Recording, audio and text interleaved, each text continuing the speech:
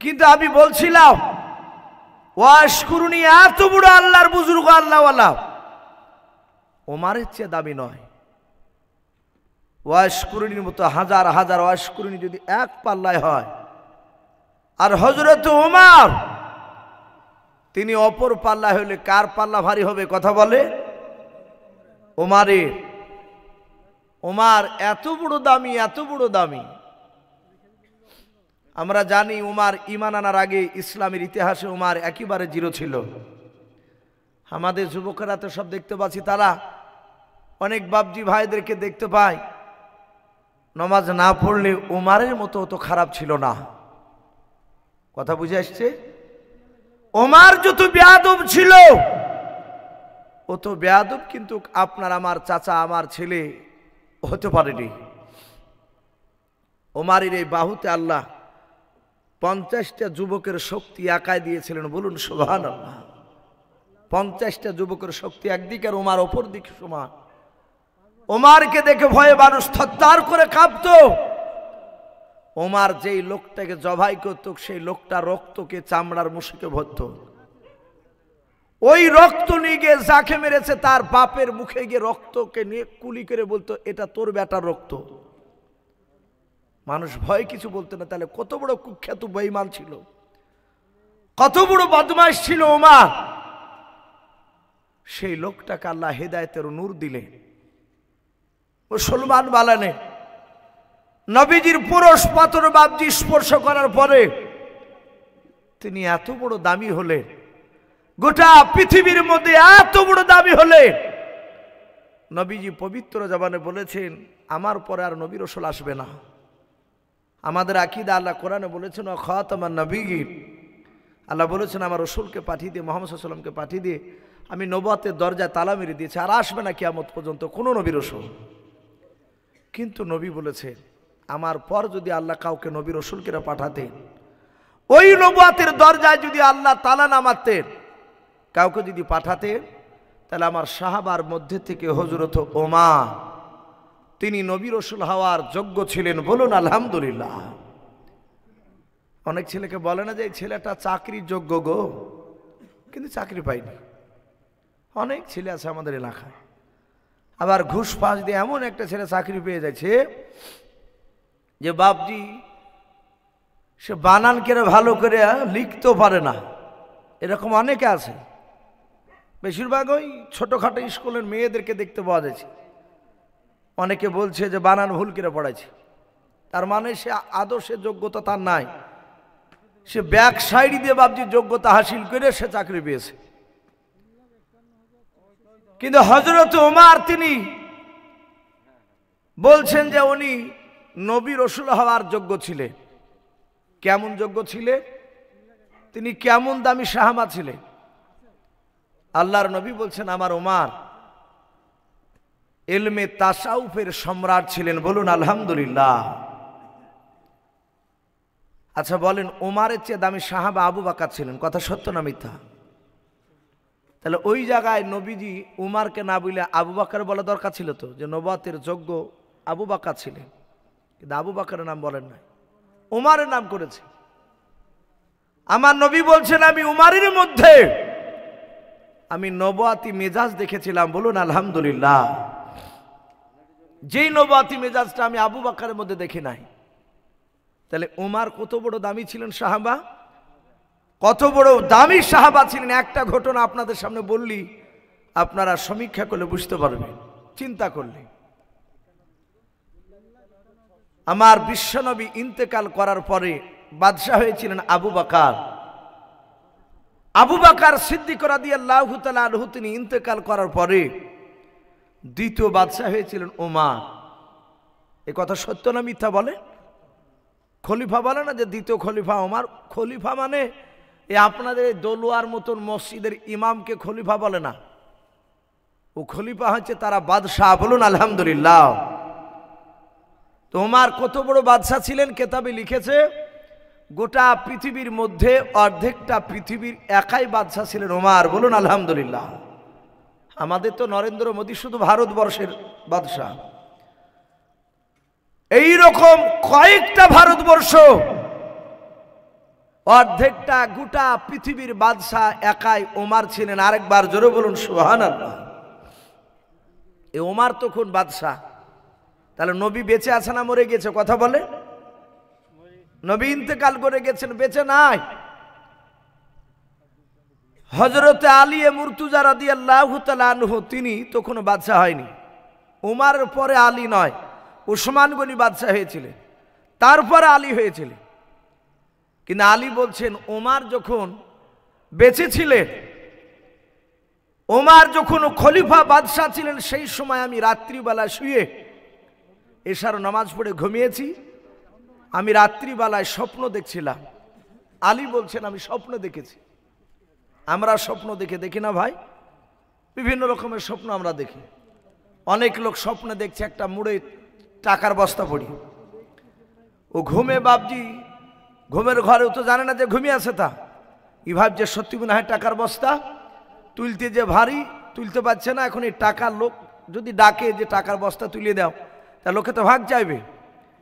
তো লোককে না ডাকে নিজে হাতে বাপজি এইভাবে তুলতে যে হাঁটু দিয়ে বুক দিয়ে গড়ে তুলতে যে বাপজি পেছাব পায়খানা করে ফেলাইছে। ঘুম ভাঙার পর দেখছে বাপজি ও টাকার বস্তা ফাঁকা, বিছানাটাই নষ্ট করে ফেলাইছে। আর বিবিকে বলছে সর্বনাশ, টাকার বস্তা তুলতে যে হয়েছে রে। স্বপ্ন আমরা অনেকে অনেক রকম দেখি, কিন্তু হযরত আলী মুর্তুজা বলে আমি রাত্রিবেলা স্বপ্ন দেখলাম। কি? আলী বলেন আমি স্বপ্নে দেখলাম মসজিদে নববীতে ইমামতি করেছেন রাসূলুল্লাহ পয়গম্বর। আল্লাহর নবীজি মসজিদে নববীতে ইমামতি করেছেন, আমিও নবীজির সাহাবা উমর অনেকগুলো সাহাবায়ে কেরাম আল্লাহর নবীজির পেছনে ইক্তেদা দিয়ে নামাজ পড়তে দাঁড়িয়ে গেলাম। হযরতে আলী বলেন আমার তো কোনো ঘুম ভাঙে নাই।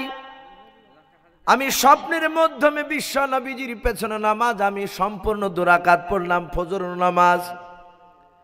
আল্লাহর নবী ডান দিকে বাম দিকে সালাম ফিরলেন। সালাম ফেরার পর তাসবিহ তাহলিল করতে লাগলেন। আলী বলেন আমিও করতে লাগলাম। আল্লাহ নবীর সাহাবা আলী বলেন দেখলাম মসজিদে নববীর ভেতর থেকে আমি দরজার দিকে তাকিয়ে দেখলাম। আলী বলেন দরজাতে তাকে দেখলাম একটা মহিলা খাজরের বাগ নিয়ে দাঁড়িয়ে আছে। ওই মহিলাটা আল্লাহর রাসূলকে ডাকিলেন, ইয়া রাসূলুল্লাহ, ইয়া হাবিবাল্লাহ, আমার নতুন বাগানের খাজুর আমি আপনার কাছে হাদিয়া নিয়ে এসেছি। ও নবীজি আপনি হাদিয়া নেন, আপনি খাবেন, আপনার সাহাবারা আপনি ভাগ করে দেন, ওরাও খাবে। আল্লাহর নবীজির বাপজি ব্যাপারে বলা হয়েছে নবীর আমার যাকাতের টাকা নবীর জন্য খাওয়া হারাম ছিল, সদকার টাকা নবীর জন্য খাওয়া হারাম ছিল। আল্লাহর নবী জনাবে মুহাম্মদ রাসূলুল্লাহ সাল্লাল্লাহু তাআলা বলেন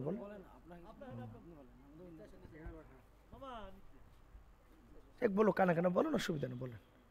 আল্লাহর নবী জনাবে মুহাম্মদ রাসূলুল্লাহ সাল্লাল্লাহু তাআলা আলাইহি ওয়াসাল্লাম ফিতরা টাকা পর্যন্ত নবীর জন্য হারাম ছিল খাওয়া। আল্লাহ রাসূল সাল্লাল্লাহু তাআলা আলাইহি ওয়াসাল্লাম উনি বসে বসে তাসবিহ করছিলেন। আলী বলেন দেখলাম আল্লাহর নবী বলেন গো সাহাবা ওই মেয়েটার কাছ থেকে খেজুরের ব্যাগটা নিয়ে এসো। দেখবেন বাবা আমাদের বাড়িতে অনেকের নারকেল গাছ লাগায়। প্রথমে একটা নারকেল গাছে বাপ যে কাঁদে যদি নারকেল 8-10টা হয়, কুমড়ো যদি বাড়িতে হয়, অনেক ভাইকে দেখা যায় হাতে করে সূর্য কুমড়ে নিয়ে আসে, কেউ ভাতে কুমড়া নিয়ে আসে, কেউ নারকেল নিয়ে আসে। বলে ভাই এটা কি? বলে আমার গাছের প্রথম ফল মসজিদে দেয় না।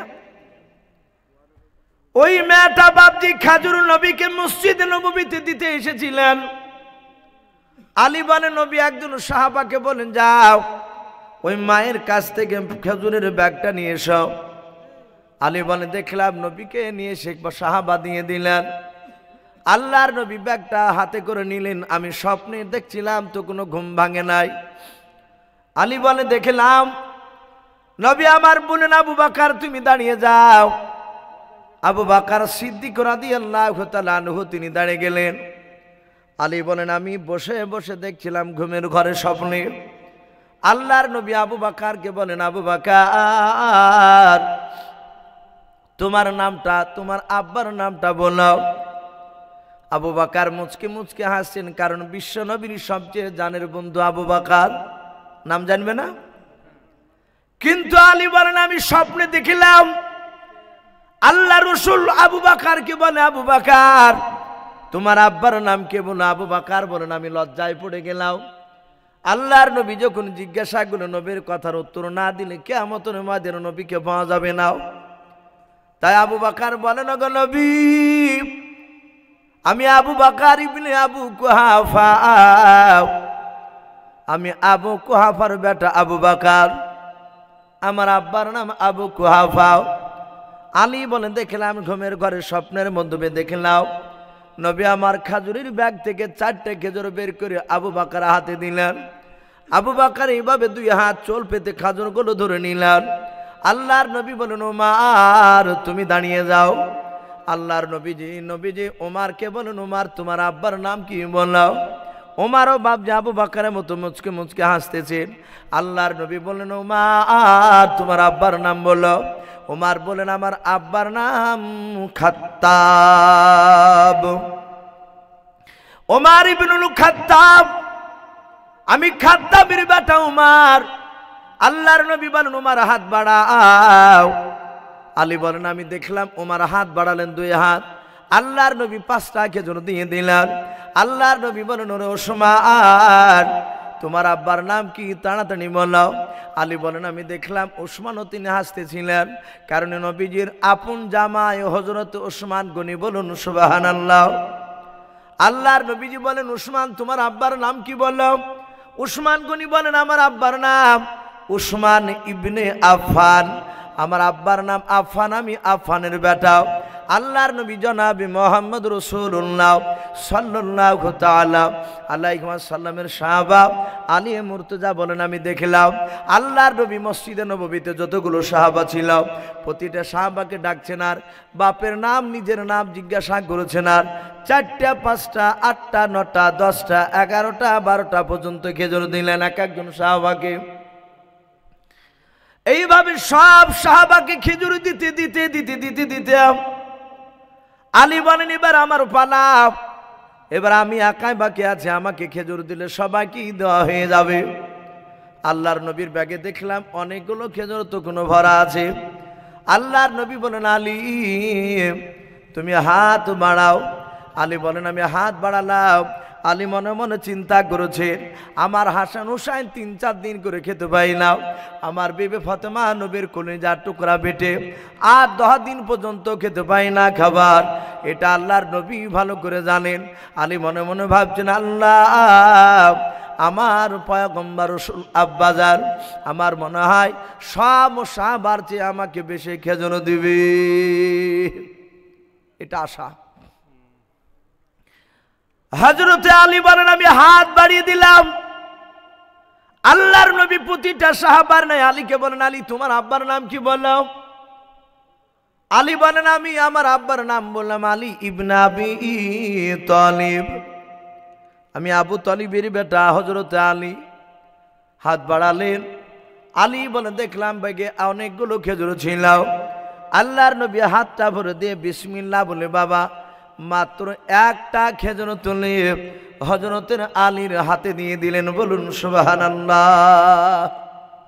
আর সব সাহাবাকে 4টা 5টা 8টা 9টা 10টা। হযরতে আলী বলেন আমি চরম লজ্জিত হলাম, আমার পয়গম্বর রাসূল আবার আমার শ্বশুর মশাই জানে শুনে আমাকে একটা কেন খেজুর দিলাও। আলী বলেন আমি চিন্তা করেছিলাম খেজুর নিয়ে গিয়ে কেমন করে বাড়িতে ভাগ করব। হাসান হুসাইন আমার বেটা একটা করে দিল পুজবে না, আবার একটা আধা অধি করে দিলে আমার আলীর বিবি পাবে না ফাতেমাও। হযরত আলী বলেন আমি চিন্তা করেছিলাম, আর আল্লাহর নবী ওই সময় বলেন আলী আর চিন্তা করো না, আমি পয়গম্বর রাসূল হুকুম করেছেন আলী তুমি খেজুরটা এখনই তুমি মুখে ভরে দিয়ে খেতে শুরু করে দাও।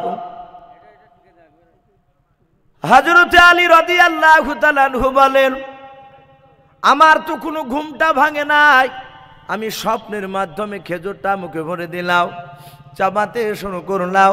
চিবাতে চিবাতে হঠাৎ করে দেখলাম মসজিদে নববীর দরজাতে নয়, মসজিদে নববী থেকে আজান আসছে, আসসালাতু খায়রুম মিনান নাওম। বাস্তব আজান, তার আগে স্বপ্নে দেখছিল সব। হযরত আলী বলেন বাস্তব যখন আজান শুরু হয়ে গেল আমার কানে ধাক্কা লাগলো, ফজরের সময় আমার ঘুমটা ভেঙে গেল। আলী বলেন খোদার কসম করে বলি, খোদার কসম করে বলি, রাসূলুল্লাহ স্বপ্নের মাধ্যমে যে খেজুরটা আমাকে দিয়েছিলেন, ঘুম থেকে জাগার পর দেখে আমার মুখের ভিতরে ওই নবীর স্বপ্নেরই দেওয়া খেজুরের আটি ভরা। বলুন সুবহানাল্লাহ। বলেন আরে তাকবীর। রাতে স্বপ্নে খেয়েছে আর বাস্তবে দেখছে আঠি। আলী বলছেন আমি আঠিটাকে যত্ন করে ঘরে রেখে দিলাম, অজু বানালাম, ফজরের 2 রাকাত সুন্নাত নামাজ বাড়িতে পড়লাম, দিয়ে ছুটছি মসজিদে নববীতে নামাজ পড়ার জন্য জামাত। সাহাবাদের আমল, বেশিরভাগ সাহাবারা সুন্নাত নফল নামাজ বাড়িতে পড়তে, ফরজ নামাজ মসজিদে পড়তে। অনেক জায়গায় রাসূলুল্লাহ সাহাবাকে বলতেন কবরকে যেন বাড়িকে কবর বানায় না। ওরা মসজিদে নামাজের ফজিলত শুনে তারা আর বাড়িতে নামাজ পড়তো না বেশিরভাগ। নবী যখন বললেন বাড়িকে কবর বানায় না, কবরে নামাজ পড়া যেমন সে বাড়িকে কবর বানায় না, সেদিন থেকে সাহাবারা সুন্নাত নফল নামাজ বাড়িতে পড়তে। আপনারও ভাই মাঝে মাঝে বাড়িতে সুন্নাত নফল পড়ে মসজিদে আসবে, সুন্নাত পড়ে, আবার ফরজ পড়ে হয়তো কোনো দিন বাড়িতে গিয়ে নফল পড়বে, তাহলে এটা সাহাবাদের সুন্নাত জিন্দা হবে। প্রতিদিন না পারলে মাঝে মাঝে 1 দিন করবেন। আলী বলেন আমি সোজা খেজুরের আঠিতে রেখে দিয়ে ওই রাতি ভোরবেলাতে, যেমন আপনাদের রাস্তা আছে এরকম মসজিদে নববীতে ছুটছে। আমার আলী বলেন দেখলাম, বাবু কথা বলো না বাবু, এই বাবু চোখ চলে যে কথা বলো না, আর একটু বসো। আল্লাহ রসুলের সাহাবা আলী বলেন আমি মসজিদে নববীতে আমি এসে দেখলাম আমার নবীজি ইমামতি করেন না, নবী যেহেতু বেঁচে নাই। আলী বলে দেখলাম বাস্তবে হযরত আমিরুল মুমিনিন উমর মসজিদে নববীতে ফজরের নামাজের ইমামতি করেছেন। বলুন আলহামদুলিল্লাহ। হযরত আলী বলেন আমি উমরের পিছনে ইক্তাদা দিয়ে দাঁড়িয়ে গেলাম। ওমর ডান দিকে বাম দিকে সালাম ফিরলেন, আমিও আলীও সালাম ফিরে দিলাম। ও বাপজি ভাইয়ের একটু ভালো করে মন দিয়ে শুনবেন, ওমর কত বড় ইলমে তাসাউফের সম্রাট ছিলেন, আলেম ছিলেন, কত বড় সাহাবা ছিলেন রে বাবা উমর। সেই কথাটা আলোচনা করতে গিয়ে ঘটনাটা একটু তুলে ধরেছে আলী। আলী বলেন আমি দেখলাম নবীজি ডান দিকে বাম দিকে সালাম ফিরেছিলেন, স্বপ্নে দেখলাম, বাস্তবে দেখলাম উমর তিনি ইমাম হয়ে নামাজ পড়ালেন, ডান দিকে বাম দিকে সালাম ফেরালেন। উমর বসে বসে ঘুরে ঘুরে তসবিহ তাহলিল করতে লাগলেন, আমিও তসবিহ তাহলিল করতে লাগলাম। আলী বলেন আমি মসজিদে নববীর দরজার দিকে তাকালাম, আমিও স্বপ্ন যুগে আমি সালাম ফিরে নবীর পেছনে দরজাতে তাকে একটা মহিলাকে দেখেছিলাম খেজুরের ব্যাগ নিয়ে। আলী বলেন আমি বাস্তবে দেখলাম ওমরের পেছনে নামাজ পড়ে দেখলাম মসজিদে নববীর দরজায় একটা মহিলা খেজুরের ব্যাগ নিয়ে ওমরকে ডাকতেছে। বলুন সুবহানাল্লাহ। আলী বলছেন আমি অবাক হয়ে গেলাম, এই তো স্বপ্নে যা দেখেছি বাস্তবে তো তাই। স্বপ্নে দেখেছে নবীকে আর বাস্তবে দেখছে কাকে? ওমরকে। হযরত আলী বলেন ওমর একজন সাহাবাকে দিয়ে বাপজি খেজুরের ব্যাগটা নিয়ে আসালেন। আলী বলে দেখলাম বিশ্ব নবী আমার রাত্রিবেলা স্বপ্নে যেইভাবে খেজুরগুলো ভাগ করেছিলেন সাহাবাদের সামনে। আলী বলে দেখলাম আমার আমিরুল মুমিনিন উমর বাদশাহ অবিকল নবীর মতো খেজুরগুলো ভাগ করতে লাগলেন। বলুন সুবহানাল্লাহ। ওই 4টে করে দিতে লাগলেন, নবী যেমন দিয়েছিলেন। সব সাহাবাকে 4টা 5টা 8টা 10টা 11টা 12টা করে দিছিলেন। আলী বলেন সব সাহাবাকে উমার খেজুর দিয়ে দিলেন, এবার আমার পালা পড়েছে। আলী বলেন আমি হাত বাড়িয়ে দিলাম। আলী মনে মনে চিন্তা করেছে, নবী আমাকে স্বপ্নে একটা খেজুর দিয়েছিলেন, লজ্জায় নবীর কাছে চাইতে পারি নাই। কিন্তু আলী চিন্তা করেছেন, যদি উমার সবাইকে খেজুর দিয়েছেন অনেকগুলো, আমাকে যদি না দেয় বেশি খেজুর, একটা যদি খেজুর দেয়, দুটো যদি খেজুর দিয়ে দেয়, আমি হযরতে ওমরকে বলবো, ওমর আরো কেন তুমি বেশি খেজুর দিলে না? ওমরকে বলতে লজ্জা করব না আমি? আলী বলেন উমারের ব্যাগে দেখলাম অনেকগুলো খেজুর রয়েছে। আল্লাহর নবীজির সাহেব ওমর বলে আলী হাত বাড়াও। আলী বলেন আমি 2 হাত চলে, এইভাবে হাত পাতলা, অনেকগুলো বুঝে খেজুর দেবে। আলী বলেন দেখলাম ওমর ব্যাগের ভিতরে বিসমিল্লাহ বলে হাত ভরে বাবা মাত্র একটা খেজুর বের করে হযরত আলীর হাতে দিয়ে দিলেন। বলুন সুবহানাল্লাহ। আলী বলছে থাকতে পারলাম না। আলী বলছেন ওগো হুজুর, সবাইকে 4টে 5টা 8টা 9টা 10টা করে দিলেন, আর আমাকে একটা দিয়েছেন কেন? আমার বাড়িতে তো সবাই ক্ষুধার্ত অবস্থায় আছে, আর 2-4টা দেন। হযরতে আলীর কথা শুনে ওমর মুচকি মুচকি হাসতেছেন। ওমর হাসছেন আর বলছেন আলী সত্য করে বলো আলী, আজকে রাত্রিবেলা রাসূলুল্লাহ তোমাকে কটা খেজুর দিয়েছিল? জোরে বলুন সুবহানাল্লাহ। বলেন আরে তাকবীর। আলী চমকে উঠেছে, সর্বনাশ করিয়েছে। আমাকে যে নবী রাতে স্বপ্নে খেজুর দিয়েছে, তাই উমার জানলো কি করি? আমি তো কাউকে বলিনি। স্বপ্ন দেখেছি, আজান শুনে ঘুম ভেঙেছে, খেজুরের আটি বাড়িতে রেখেছি, অজু করেছি, 2 রাকাত নামাজ পড়ছি, রাস্তা দিয়ে ছুটে এসে মসজিদে নামাজে দাঁড়িয়েছি। কারোর সাথে দেখা হয়নি, আমি কাউকে কথা বলিনি। জানলো কি করে? ওমর বলছে আলী রাতে কটা খেজুর দিয়েছে রাসূল তোমাকে? আলী বলছেন হুজুর একটা। রাসূল বলছেন আলী রাসূল যেহেতু একটা দিয়েছে, আমিও ওমা আমি তোমাকে 2টো দিতে পারবো না। বলুন সুবহানাল্লাহ। এটাই কি বলছে ইলমে তাসাউফের সম্রাট, ইলমে তাসাউফের জ্ঞান। ওমর এত বড় দামি সাহাবা হয়েছিলেন।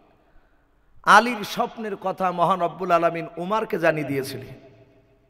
ভাই সেই এত বড় দামি সাহাবা, তিনিও দোয়া চেয়েছেন। আজ আমরা বসে আছি ভাই সকলেই একটু দোয়ার আশায়। আমি আপনাদের সকলকে বলবো ভাই, দুনিয়ার পরিস্থিতি খুব ভালো নেই। সকলেই তো প্রায় মানুষ হয়তো শুনেছেন, এই তো ঝামেলা মুর্শিদাবাদে শুরু হয়ে গেছে। মসজিদ একটু ভেঙে দিয়েছে, শুনেন নাই? এক শ্রেণীর বেঈমানরা তারা চাইছে দাঙ্গা লেগে যাক, তারা শান্তি চায় না দেশকে। পরিস্থিতি খুব খারাপ। মুসলমানের দিন সামনে খুব খুব ভয়ঙ্কর দিন আসছে, কারণ আমরা আল্লাহর কাছ থেকে অনেক দূরে সরে গিয়েছি। এই যে রমজান মাস চলে গেল, 2 দিন খুব হুটপাট করে মুসল্লি আইলো, আর আবার জাকাত তাই লোক কমে গিয়েছে। অনেকে তো করলই নে। জানি না আপনাদের এলাকাতে সবাই রোজা করেছে কি না। আমার বাড়ি দৌলতাবাদ, ঘাসিপুরের বাড়ি। আমাদের এলাকায় ডাইরেক্ট দেখছি অনেক বড় বড় মানুষরা ওপেন সিগারেট বিড়ি খেয়ে বেড়াচ্ছে রোজাতে। যদি বলছে চাচা আপনিও বিড়ি খাচ্ছেন, তো বাপ পারি নিয়ে পেট মরিচের মতন জলে, রোজা করলি জলে। আলসার, যে ডাক্তার কাছে গেছিলাম পরীক্ষা করে বলেছে আলসার। আবার ওই লোকটা খাইতে বসেছে, এই থালা উঁচে কেড়ে ভাঙ গপ গপ করে খাইছে, তখন আর পেটে ঘায়ে ও পেটে যে ধাক্কা মাকা লাগছে না। এগুলো সব হচ্ছে বাপজি বদমাইশি। হ্যাঁ, অনেক অসুস্থ মানুষ থাকে, কিন্তু বেশিরভাগ মানুষ ভান করছে, যারাই ঘা করছিল তারা আর কিছু বলছে না। আল্লাহ রাব্বুল আলামিন হেফাজত করুন, বলুন আল্লাহুম্মা আমিন। ভাই একটু আমলের দিকে আসে, তওবাতুল্লাহ করি। মানুষ হঠাৎ করে মরে যাচ্ছে, আজ থেকে 20 বছর আগে মানুষ বিছানায় পড়ে পড়ে মরত। 10টা লোক যদি মরত তো খোঁজলে দেখা যেত 8টা লোক 8 বছর, 4 বছর, 5 বছর, 2 বছর করে বিছানায় থেকে কারো পিঠে পোকা হয়ে গেছে, পড়ে থেকে থেকে মরেছে। আর এখন আপনি 10টা লোক মরে যেছে খোঁজলেন গা, একটা লোকের পোকা হচ্ছে কি সন্দেহ, বলে ও চা খাতে খেতে বাড়িতে আস্তে আস্তে মরে গেছে গো। কে বলছে পায়খানাতে ঢুকতে যে উছুট লেগে পড়ে স্ট্রোক হয়ে মারা গেল।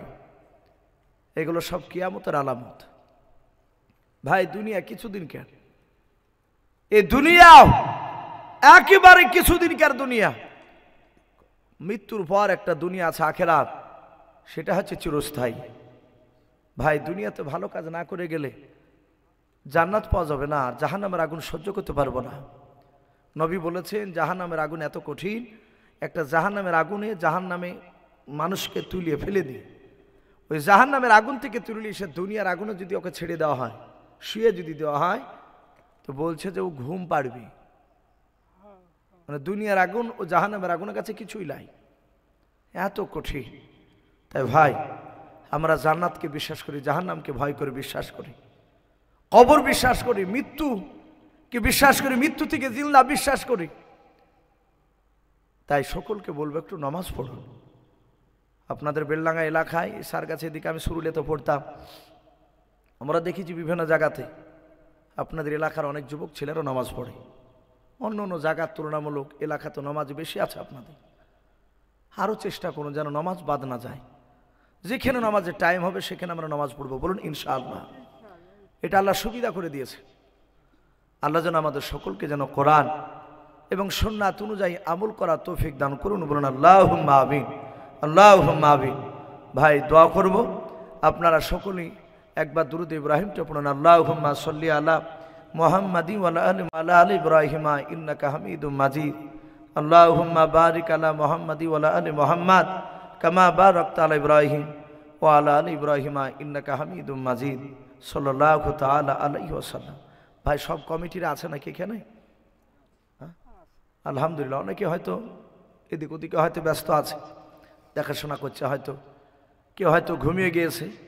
ভাই কমিটির আজ কয়েকদিন থেকে তারা খুব মেহনত করে প্রোগ্রাম আজকে শেষ হতে চলেছে, খুব পরিশ্রম করেছে ভাই। আপনাদের ইমাম সাহেব হযরত মাওলানা আজিজুল হক তো নাকি আব্দুল আজিজ ভাই, উনি বলছিলেন ভাই কমিটির লোক খুব মেহনত করছে জালসার জন্য। আলহামদুলিল্লাহ তাদের মেহনতকে আল্লাহ কবুল করুন। এখনই দেওয়া হবে টাকা, আপনারা যে যার উদ্দেশ্যে আপনারা দিয়েছেন ইনশাআল্লাহ আল্লাহ রাব্বুল আলামিন আলিম বিদাতি শুধু আল্লাহ সকলের অন্তর খবর জানে। একটু হাত তুলে দোয়া করি, আল্লাহুম্মা আমিন। আলহামদুলিল্লাহি রাব্বিল আলামিন ওয়াল আকিবাতু লিল মুত্তাকিন ওয়াসসালাতু ওয়াসসালামু আলা রাসূলিল আমিন ওয়াসসালাতু ওয়াসসালামু আলা সাইয়্যিদিল মুরসালিন। রব্বানা যালামনা আনফুসানা ওয়া ইল্লাম তাগফির লানা ওয়া তারহামনা লানাকুনান্না মিনাল খাসিরিন। আয় আল্লাহ, রাত্রি প্রায় 1:30টা পার হতে চলল রে মাওলা। আয় আল্লাহ, গভীর রাত্রিতে তোমার বান্দা বান্দীদেরকে নিয়ে, ছোট ছোট বাচ্চা ছেলেদেরকে নিয়ে তোমার শাহী দরবারে হাত উঠিয়েছি রব্বুল আলামিন। আমরা সকলে গুনাহগার, খাকসার, খতাকার, নাদান বান্দা। আয় আল্লাহ, অনেকে গুনাহ করে ফেলেছে, তুমি আমাদের সকলের গুনাহের দিকে না তাকায়াও, মুখের দিকে রহমতের নজরে তাকায়াও। আয় আল্লাহ, তুমি আমাদের সকলের জীবনের যাবতীয় গুনাহগুলো তুমি মাফ করে দাও।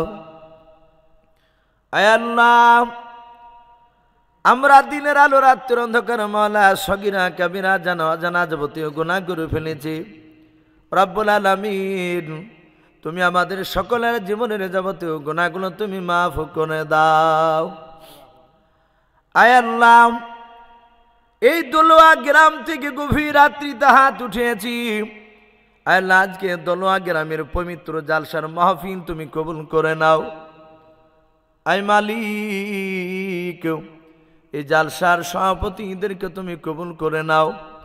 বক্তা শ্রোতা কমিটি ভাইদের সকলকে তুমি ইমাদের হিসাবে তুমি আমাদের কবুল করে নাও।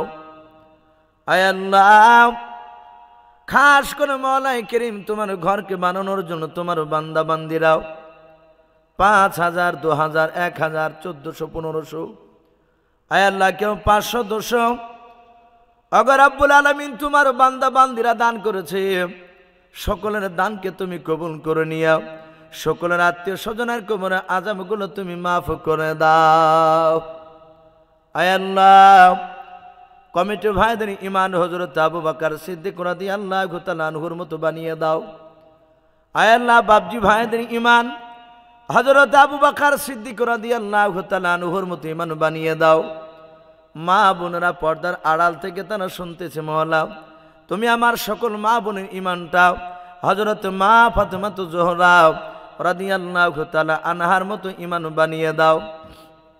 আয় আল্লাহ, এ দলুয়া গ্রামে তুমি রহমত বর্ষণ করো।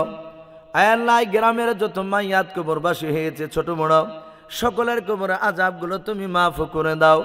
আয় আল্লাহ, জালসাকে তুমি কবুল করে নাও। এই জালসার পরিবর্তে মওলা জালসার ওসিলা করে মওলা এ দলুয়া গ্রাম থেকে আসমানি বালা জমিনি বালা থেকে তুমি হেফাজত করো। আয় আল্লাহ, সারা বিশ্বের মুসলমানকে তুমি হেফাজত করো। আয় আল্লাহ, ফিলিস্তিনে মুসলমান ভাইদেরকে হেফাজত করো। আয় আল্লাহ, খাস করে আয় আল্লাহ মুর্শিদাবাদ জেলার, পশ্চিম বাংলার, আয় আল্লাহ গোটা ভারতবর্ষের মওলা আয় আল্লাহ হিন্দু এবং মুসলমান আল্লাহ সকলকে আল্লাহ মহাব্বত করে তুমি চলার তৌফিক করে দাও। খাস করে আল্লাহ হিন্দু মুসলমানের মধ্যে আয় আল্লাহ মহাব্বত ভালোবাসা তুমি তৈরি করে দাও। আয় আল্লাহ, আমাদের দিল থেকে ঝামেলা দূর করে দাও। আয় আল্লাহ, আমাদের দিলে নবীজির মহাব্বত ভালোবাসা তুমি ঢুকিয়ে দাও। আয় আল্লাহ, তুমি আমাদের পশ্চিম বাংলায় তুমি শান্তি দান করো। আয় আল্লাহ, সামনে ইলেকশন আসছে মহলা, এই ইলেকশনে মহলায় করিম যাদেরকে জিতাবা আয় আল্লাহ তুমি ওদেরকে দেশের নেতা বানাও যাদের দ্বারায় ইসলামের কামিয়াব হবে। আয় আল্লাহ, মুসলমানদের উপকার হবে। আয় আল্লাহ, তারা যেন দেশকে শান্তি করে যেন চালাতে পারে সে তুমি তৌফিক করে দিও। আয় আল্লাহ, যাবতীয় বিপদ থেকে তুমি আমাদেরকে হেফাজত করো। আল্লাহ, খাস করে গ্রামে তুমি রহমত বর্ষণ করো। এই দোয়াটুক মওলাই করিম আল্লাহ আখিরি দোয়া করে মওলা আমাদের দেশে মওলা হযরত উমর ফারুক রাদিয়াল্লাহু তাআলা আনহুর মতো তুমি নেতা বানিয়ে দাও।